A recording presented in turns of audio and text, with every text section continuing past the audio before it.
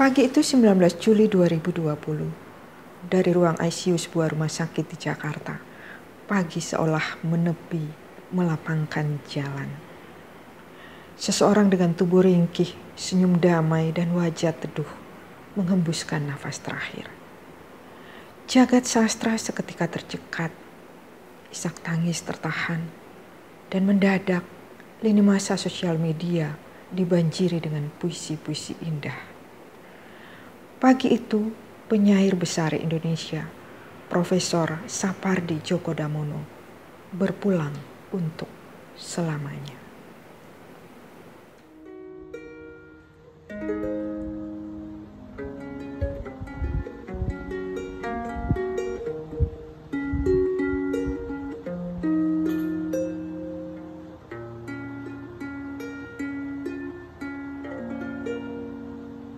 Mencintai angin harus menjadi siut, mencintai air harus menjadi licin, mencintai gunung harus menjadi terjang, mencintai api harus menjadi jirat, mencintai cakrawala harus menebas jarak, mencintaimu harus menjelma aku.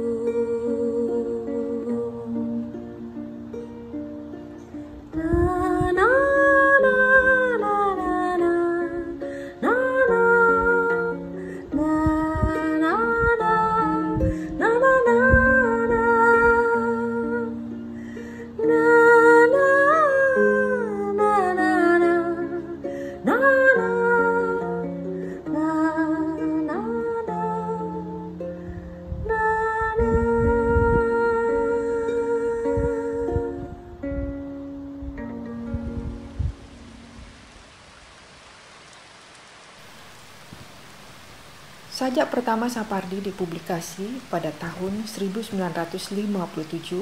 saat ia masih duduk di kelas 2 SMA. Dan sejak itu ia menjelma menjadi penyair kesayangan banyak orang. Diksi-diksinya yang sederhana namun indah membius jutaan orang.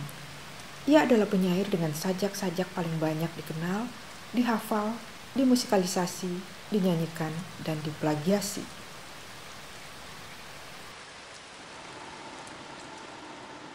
Pada suatu hari nanti, jasadku tak akan ada lagi. Tapi dalam bait-bait sajak ini, kau tak akan kurelakan sendiri. Itu salah satu bait dari sajak pada suatu hari nanti yang ditulis oleh Sapardi Djoko Damono. Penyair ini penyair modern Indonesia yang paling populer setelah era Chairil Anwar di tahun 40-an. Mengapa dia sangat populer? Yang pertama karena sajak-sajaknya begitu sederhana dan kita bisa serta-merta langsung memasuki relung terdalam dari sajak itu sendiri. Dia juga seorang penulis novel, penulis cerita pendek yang bagus. Lucu cerpen-cerpennya kalau kita baca itu, kalau orang yang bisa menangkap segi lucunya juga akan terlihat di sana. Nah di kritiknya atau esainya juga mengalir ya, ditulis dalam bahasa yang jelas, yang mudah dipahami. Teori-teori, konsep-konsep yang susah di tangan Pak Sapardi itu bisa dijelaskan ya dengan mudah sehingga orang lain bisa mencerna atau memahami. Ya, saya kira peranan Sapardi Djoko Damono penting untuk sastra Indonesia karena dia melakukan desakralisasi sastra, demistifikasi sastra. Ya. Sastra tidak menjadi momok serem ya, yang identik dengan bahasa mendayu-dayu gitu, yang sulit, yang rumit, yang seolah-olah eksklusif. Tidak. Sapardi membuat sastra dimengerti semua orang gitu. Dan itu terbukti dari popularitasnya ya, justru di kalangan anak muda gitu. Jadi saya kira terobosan ini penting karena membuktikan bahwa sastra itu ternyata bisa saja akrab dengan semua orang, tidak eksklusif. Ia sosok yang istimewa dan langka. Selain seorang pendidik dan cendekiawan, sejumlah puisinya telah menjadi bagian dari pengalaman dan kenyataan kita sehari-hari. Baik itu puisi cinta maupun puisi yang menyuarakan kepedulian sosial dan nilai-nilai kemanusiaan. Pada suatu hari nanti, jasadku tak akan ada lagi. Tapi dalam bait-bait sajak ini, kau tak akan kurelakan sendiri. Pada suatu hari nanti, suaraku tak terdengar lagi. Tapi di antara lirik-lirik sajak ini, kau akan tetap kusiasati. Pada suatu hari nanti, impianku pun tak dikenal lagi.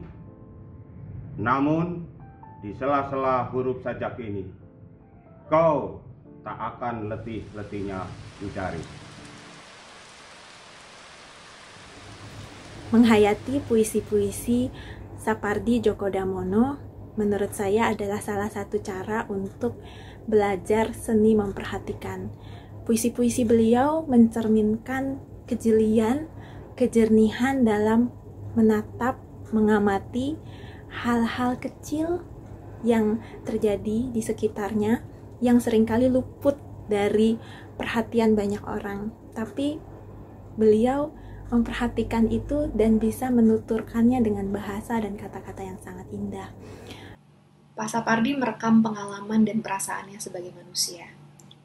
Rasa penasarannya pada bayangan yang lebih tinggi daripada dirinya, atau tentang sepasang sepatu kulit tua yang barangkali berasal dari 2 ekor sapi yang berbeda.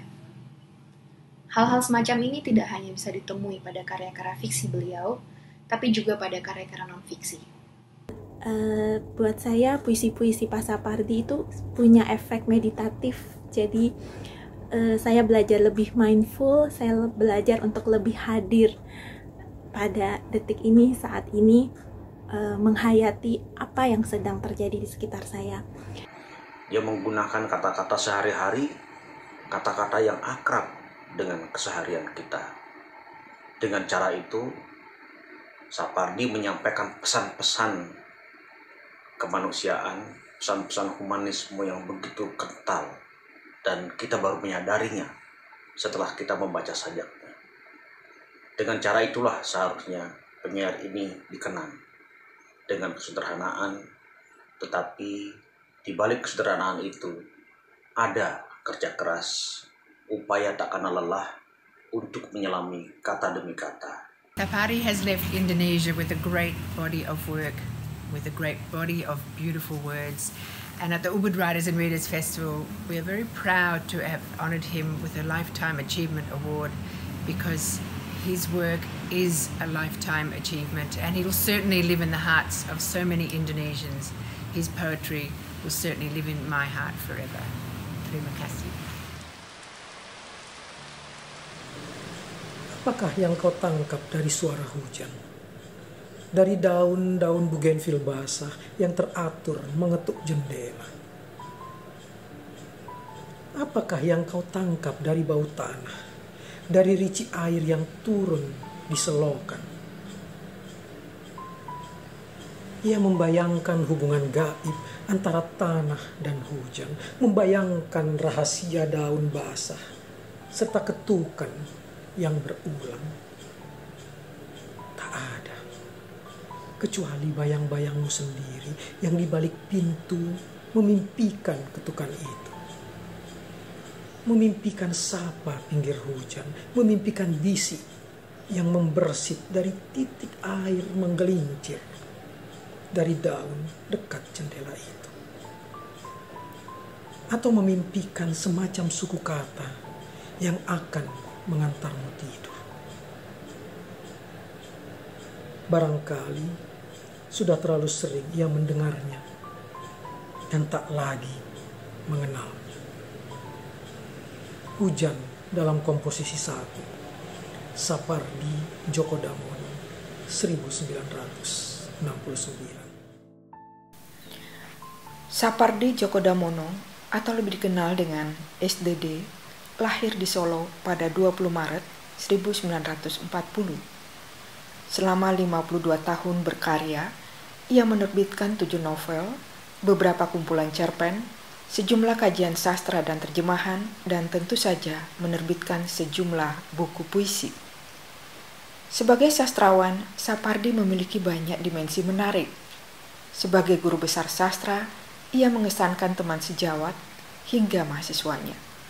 Peranannya dalam memperkenalkan sastra dengan cara yang liris, menempatkannya pada satu posisi yang mungkin sulit tergantikan. Saya kira gagasan-gagasan beliau juga di bidang sastra itu banyak ya, dan sastra dan budaya.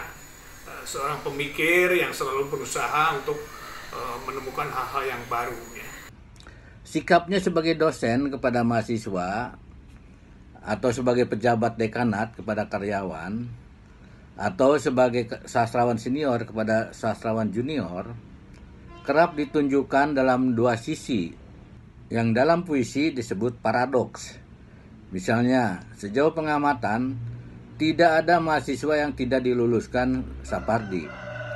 Ia berusaha memantik atau memotivasi mahasiswa yang bersangkutan.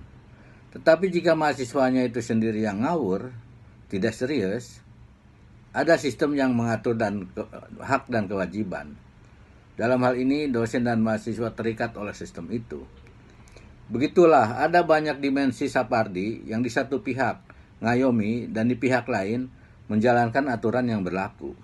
Maka kepada sastrawan atau penyair junior selalu dipandang dengan sikap positif. Tetapi jangan lupa pula membaca karya-karya sastrawan sebelumnya agar tidak tunak sejarah. Jadi, jika Sapardi memberi pujian, di belakangnya ada pesan lain. Terus belajar, membaca, dan membaca. Hal itu diterapkan dalam perkuliahannya. Saya sebagai muridnya selalu merasa terkagum-kagum dengan bagaimana cara Pak Sapardi menyampaikan gagasannya dengan cara yang begitu mudah dipahami, baik dalam buku-buku ilmiah maupun pada perkuliahan. Kata beliau selalu, dengan cara bercerita, maka semua teori yang sulit pun akan menjadi lebih mudah dipahami. Sekarang saya mengerti mengapa para mahasiswa selalu berkata, kalau kelas Pak Sapardi tak pernah terasa membosankan.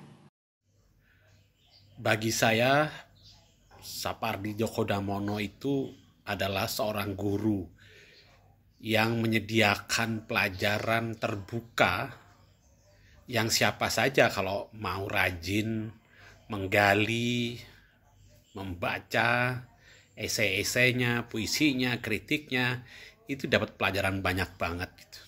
Jadi tentu saja posisi saya tidak istimewa karena semua orang juga banyak yang merasa begitu, dan itulah yang membuktikan kebesaran beliau.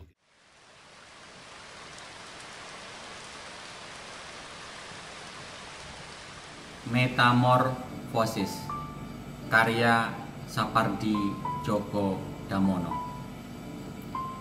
Ada yang sedang menanggalkan kata-kata yang satu demi satu, mendudukkanmu di depan cermin dan membuatmu bertanya,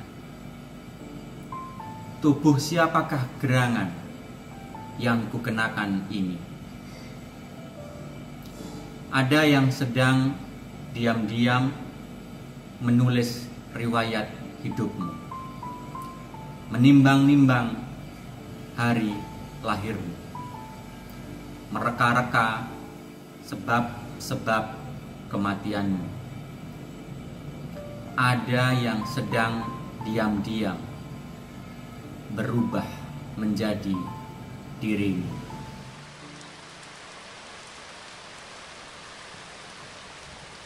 Bagi saya terlalu banyak kenangannya, terlalu banyak pembelajaran yang saya dapatkan. Sejak dari buku sosiologi sastranya sampai buku terbarunya, dia mengajarkan satu pada saya: sastra itu membebaskan. Beliau yang mengajarkan saya untuk jangan terlalu terpaku pada teori. Menulislah. Beliau yang memaksa saya dan mendorong saya dengan kalimat, belum lengkap karir kepenulisan kamu kalau kamu belum menulis buku puisi. Jadi mahasiswa tidak dijajali teori melulu, tetapi diberi gambaran bagaimana teori itu diterapkan atau diaplikasikan. Teori memang penting, tetapi dia akan menjadi konsep abstrak yang mengawang-awang jika tidak ada karya sastra sebagai objek kajiannya. Begitulah kita menemukan puisi hidup dalam diri Sapardi. Ada metafora, paradoks, dan simbolisme dalam sikap dan perilakunya sehari-hari. Reputasi dan capaiannya sebagai sastrawan besar tidak menjadikannya besar kepala dan membusungkan dada. Sapardi tetap rendah hati, sebagaimana juga puisi-puisinya yang tampak sederhana, tetapi menyimpan kedalaman makna. Begitulah, Sapardi Djoko Damono adalah puisi hidup.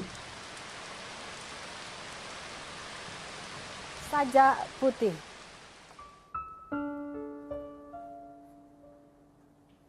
Beribu saat dalam kenangan surut perlahan.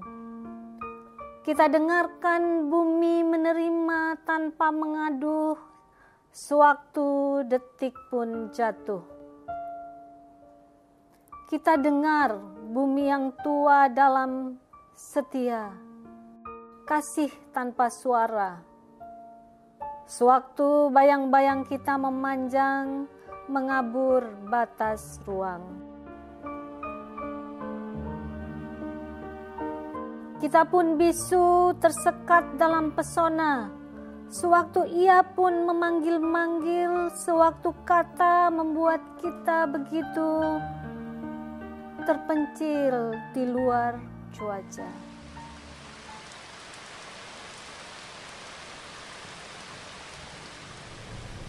Kuhentikan hujan, kini matahari merindukanku, mengangkat kabut pagi perlahan. Ada yang berdenyut dalam diriku, menebus tanah basah. Dendam yang dihamilkan hujan dan cahaya matahari tak bisa kutolak. Matahari memaksaku menciptakan bunga-bunga. Kepulangan Sapardi untuk selamanya ditangisi banyak orang. Ia sastrawan sederhana yang rendah hati. Ia tidak segan untuk berbagi pengetahuan dan berbincang dengan para sastrawan yang jauh di bawah dia. Ia mendorong banyak orang untuk mau menulis. Menulislah, katanya, karena itu membuatmu bahagia. Pak Sapardi hadir di 2 acara di Makassar International Writers Festival yang diadakan secara online. Yang pertama bersama Rumata Art Space untuk sebuah acara bernama Di Rumah.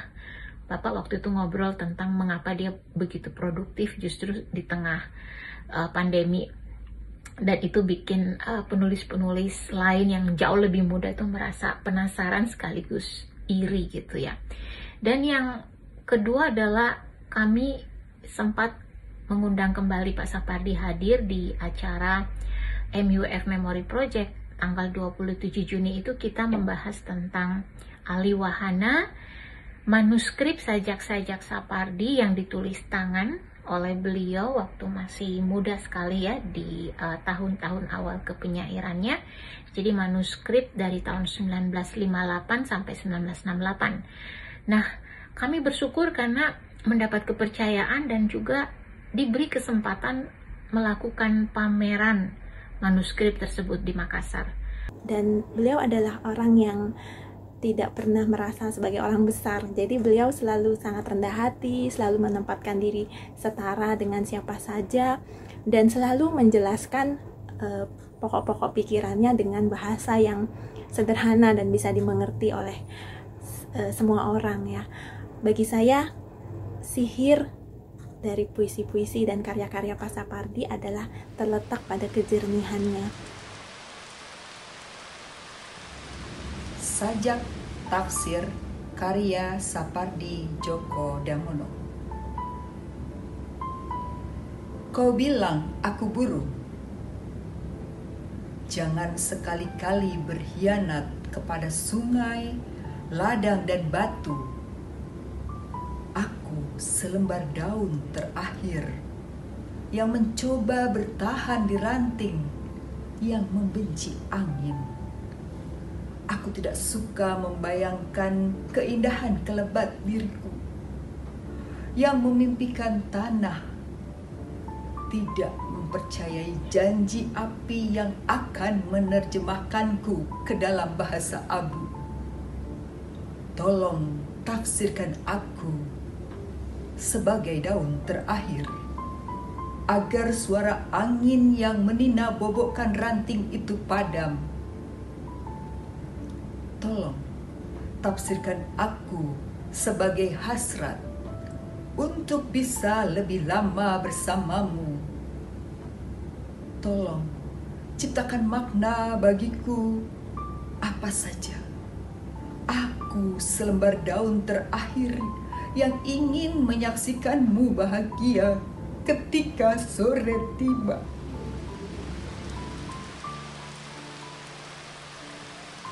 Kami sering bertemu di tempat favorit dia mencari kopi dan jalan-jalan di Pondok Indah Mall. Kami berfoto bersama, saling menyapa, bahwa saya menyebutnya tukang ramal karena hujan bulan Juni lahir ketika belum ada hujan di bulan Juni di Indonesia, dan dia tetap memanggil saya si Sontoloyo. Dan satu peristiwa yang tidak bisa saya lupakan, seharusnya bulan April kemarin tanggal 5 kami tampil berdua bersama dia di Gramedia Writers and Readers Festival di Perpusnas. Beliau duluan yang memberitahu kepada saya bahwa kita akan duet lagi loh. Ketika itu dia pakai kopiah dan saya kemudian memancing, kita harus tampil berdua ya pakai kopiah. Hal itu saya ulang lagi di Twitter ketika menyapa dia. Ayo kita siap-siap tampil 2 orang pakai kopiah. Jawaban dia santai sekali. Oke, 2 Sontoloyo menggunakan peci. Persahabatan kami itu dirayakan dengan cukup unik ya, karena dalam 10 tahun terakhir ini kalau ada kesempatan kami merayakannya dengan makan siang bertiga. Pak Sapardi dengan Ibu Sonya dan saya. Kami biasanya ke warung bebek di Pondok Indah Mall. Itu ada salah satu warung bebek kesayangan Pak Sapardi di sana. Tak ada yang lebih tabah daripada hujan bulan Juni. Dirahasiakannya rintik rindunya kepada pohon berbunga itu. Tak ada yang lebih bijak dari hujan bulan Juni. Dihapuskannya jejak haknya kakinya yang ragu-ragu di jalan itu. Ketika buku puisi saya terbit dan kumpulan buku puisi itu diberi judul oleh Mas Joko Pinurbo, Bhinneka Tunggal Cinta, dan saya menceritakan hubungan saya dengan Pak Sapardi dalam satu puisi yang berjudul Sontoloyo, dia begitu bahagia. Langsung memberikan saya jempol. Kenapa Sontoloyo? Pada sejumlah orang dekat, pada murid-muridnya dia kerap menyebut Sontoloyo, termasuk pada saya. Apalagi kami sering bercanda satu sama lain. Ketika dia berjalan di sebuah acara, saya menemaninya. Begitu dia duduk, saya menyembunyikan tongkatnya misalnya. Dia tahu saya menyembunyikan, dia tetap jalan dan membuktikan tanpa tongkat saya bisa jalan loh. Dan kamu Sontoloyo, cobalah buka usaha penitipan tongkat. Bapak juga bersedia untuk membahas di buku saya, kumpulan cerita pendek Ayahmu Bulan Angko Matahari. 2012 itulah Bapak sempat mengajak saya untuk berbicara panjang lebar mengenai kepenulisan, yang bagi saya itu sebuah momentum yang sangat berharga dan menjadi sumber semangat untuk saya yang tidak terlalu produktif lagi ya menjadi penulis fiksi. Beliau tinggi menjulang, tapi pada saat yang sama juga beliau ada di mana-mana tempat ketika kita mudah menemuinya. Mudah dalam arti mudah menemui karyanya, mudah menemui pelajaran-pelajarannya, mudah mempelajari ide-idenya, gagasan-gagasannya.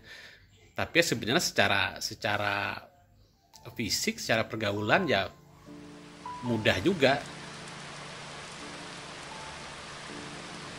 Aku ingin mencintaimu dengan sederhana, dengan kata yang tak sempat diucapkan kayu, kepada api yang menjadikannya abu. Aku ingin mencintaimu dengan sederhana, dengan isyarat yang tak sempat disampaikan awan, kepada hujan yang menjadikannya tiada. Warisan terbesar Sapardi selain karya-karyanya adalah teladan, bahwa tokoh yang besar, tokoh yang penting, yang menunjukkan sikap rendah hati, kemudian keinginan untuk mendengarkan orang dari mana saja, meladeni permintaan penggemarnya, dan bahkan juga selalu menyelipkan 1-2 humor yang menyegarkan ya. Kalau kita ngobrol, apalagi kalau chatting tuh suka banget tuh beliau ngirim humor yang tak terduga gitu, yang bikin kita ketawa-ketawa. Bagi saya Pak Sapardi ini adalah candu ya bagi siapapun yang pernah mengenalnya. Kalau sudah terlibat obrolan dengan Pak Sapardi, tidak mengenal jenuh, tidak pengen segera mengakhiri, ya, pengennya terus saja. Beliau bersahabat dengan baik gitu, menerima pertemanan dengan baik, jadi teman ngobrol dan tukar pikiran dan tempat bertanya yang murah hati gitu. Beliau nggak pelit berbagi ilmu, kalau ditanya selalu mau menjawab gitu ya. Terus ya buat saya Pak Sapardi nggak cuman penyair yang saya sukai karya-karyanya, beliau juga teman dan ayah mungkin ya, tempat saya bisa ngobrol banyak. Kepada istriku, pandanglah yang masih sempat ada. Pandanglah aku sebelum susut dari suasana, sebelum pohon-pohon di luar tinggal suara terpantul di dinding-dinding gua. Pandanglah dengan cinta, meski segala pun sepi tandanya. Waktu kau bertanya-tanya, bertahan setia, langit mengekalkan warna birunya, bumi menggenggam seberkas bunga, padamu semata. 1967. Barangkali satu hal yang juga sangat mengesankan dari seorang Sapardi adalah kegemarannya menghadiahi puisi bagi orang-orang tertentu. Ia menghadirkan keharuan dan rasa takjub yang dalam, seperti gadis kecil yang diseberangkan gerimis sambil mengibaskan tangis. Saya ingin membacakan satu sonet dari Bapak Sapardi Djoko Damono, dan sonet ini sangat berarti buat saya karena ini ditulis tahun 2007 dan terbit di Kompas Minggu persis tanggal 10 Juni 2007, yaitu pas hari ulang tahun saya. Jadi pas hari itu paginya Pak Sapardi menulis email, dia bilang, dari Spanyol bisa baca Kompas nggak? Gitu. Kalau bisa coba cek Kompas hari ini. Ada kado ulang tahun buat Anda, selamat ulang tahun. Terus saya cek deh Kompas online, dan di situ ada sonet untuk Andi Pengamen. Andi itu nama panggilan saya. Wah, saya sangat tersanjung sih terus terang. Dan kemudian setelah baca puisinya tuh luar biasa indahnya. Dan ternyata ini adalah sonet pertama dari Bapak Sapardi Djoko Damono. Setelah itu Pak Sapardi nulis banyak lagi sonet. Saya kira saya tahunya sampai sonet 13 ya, mungkin ada lebih, tapi saya tahunya sonet sampai 13. Jadi ini saya mau bacakan karya Sapardi yang buat saya yang paling spesial. Sonet nomor 1 untuk Andi Pengamen. Aku menyanyi untukmu, katamu. Aku diam, mendengarkan gerimis yang berderai, lalu bagai benang terurai dari langit yang dalam. Adakah kau saksikan aku mendengarkanmu? Aku diam, mendengar dan tidak mendengar suaramu. Biar aku menyanyi hanya untukmu, katamu. Aku diam, mungkin gerimis bergetar, bagai tirai warna-warni hanya untukku. Apakah kau yakin aku bisa menyaksikan maha sunyi yang meniti butir-butir gerimis? Apakah yang kau inginkan dariku yang bertahan, agar tak ada sebutir pun dari mata menitis? Aku menyanyi untukmu selalu, katamu. Gila, kau tusukkan juga senyap senar itu.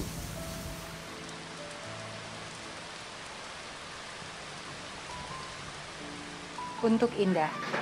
Kejapkan Indah, kejapkan bulu-bulu matamu, sejak fajar matahari seperti tidak sabar menanti cahaya pertamanya yang menyusup jendela itu, bersijingkat dan menyentuh penanggalan tanpa bunyi. Senyum Indah, serahkan senyummu kepada angin yang mencintai tanggal pertama bulan Februari, dan dengar apa yang dikatakannya tentang dingin yang semalaman bersama hujan ketika kau bermimpi. Ucapkan Indah, ucapkan sesuatu kepada hari baru yang berjanji untuk mengantarmu ke batas cakrawala. Lalu bisikan kepada yang paling muskil dalam dirimu, bahwa kau ikhlas akan apapun yang dari Nun di sana.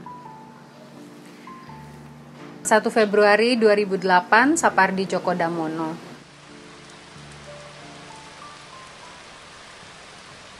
Buat saya surprise sekali mendapat kado ulang tahun sebuah puisi dari Pak Sapardi, penyair yang saya kagumi sejak lama. Itu sih, dan belakangan baru saya tahu kalau ternyata memang Pak Sapardi senang memberi hadiah puisi untuk teman-temannya. Ada banyak yang pasti pernah juga mendapat kado puisi dari beliau. Kepergiannya saya yakin tidak akan membuat karya-karyanya mati, tapi justru menjadi abadi. Seperti yang beliau tuliskan di salah satu puisinya, yang fana itu waktu. Saya yakin Pak Sapardi dan karya-karyanya akan selalu abadi. Sapardi Djoko Damono adalah seorang pengarang dan seorang pribadi yang istimewa. Ia konsisten berkarya sampai akhir hayatnya, melintasi sekian generasi. Karya-karyanya merupakan harta karun yang sangat berharga bagi dunia sastra kita. Ia telah menciptakan karya-karya yang mampu menjangkau khalayak yang luas, memberikan kegembiraan dan hiburan bagi banyak orang. Ia juga seorang pribadi yang lembut, hangat, dan rendah hati. Ia bisa bergaul dan bersahabat dengan siapa saja, tanpa memandang latar belakang, atribut, dan status sosialnya. Ia selalu menebarkan energi positif dan kasih sayang yang tulus. Sapardi Djoko Damono adalah anugerah yang indah bagi kita. Kini Sapardi telah kembali ke Sang Maha Pujangga. Beribu saat dalam kenangan, surut perlahan. Waktu ini fana, katanya. Tapi puisi-puisi Sapardi abadi di hati kita masing-masing. Selamat beristirahat, maestro. Tetaplah menulis puisi di sana.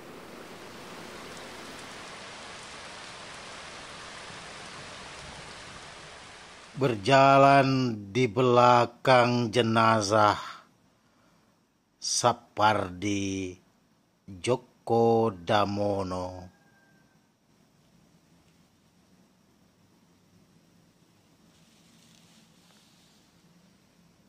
Berjalan di belakang jenazah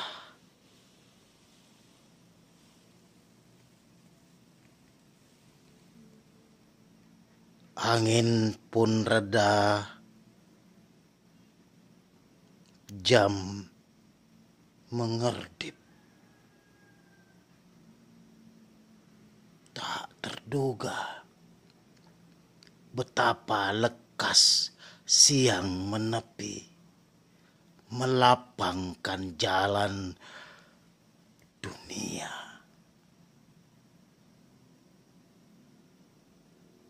Di samping pohon demi pohon menundukkan kepala.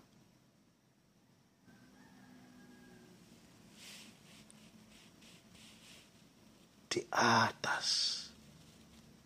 matahari kita,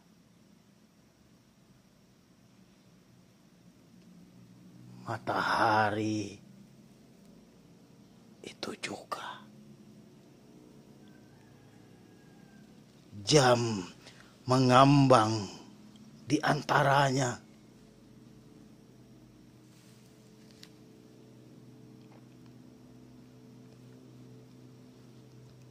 Tak terduga.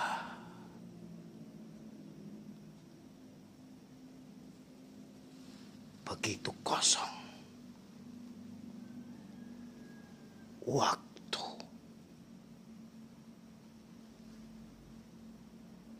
menghirupnya.